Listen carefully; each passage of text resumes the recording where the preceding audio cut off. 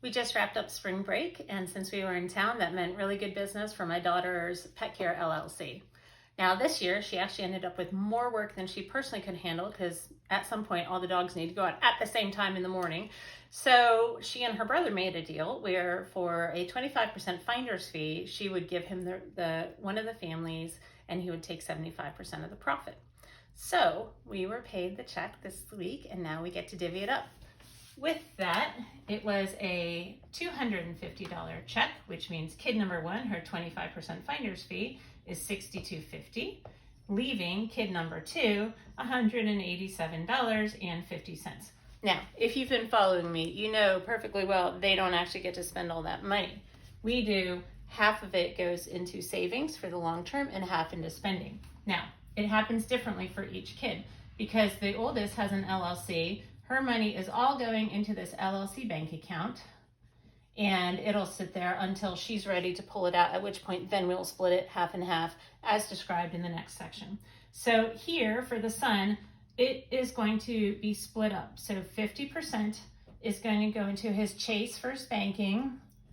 This is how we do our spending account here. And the kids love it because they have their own debit cards. It works totally well for them. Now, the other 50% is actually going into the credit union for the savings account.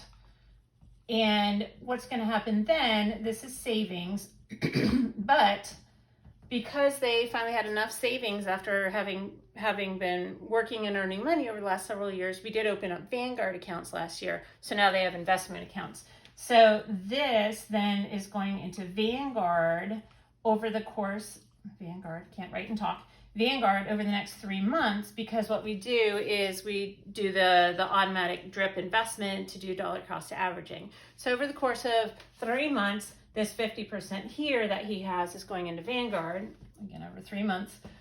Just for easy math, this is $93.75, if I'm doing my math right, $93.75.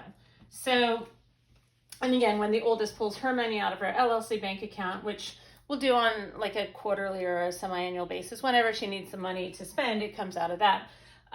This is the flow of where the money goes. So the kids are building up a nice investment for the long term. They'll get this money when they leave the house for college or their first job or whatever comes after high school. And this is where they have all their spending for the gum, the Pokemon cards, spending money at summer camp, etc. So this is the nitty gritty of what happens when the kids are paid.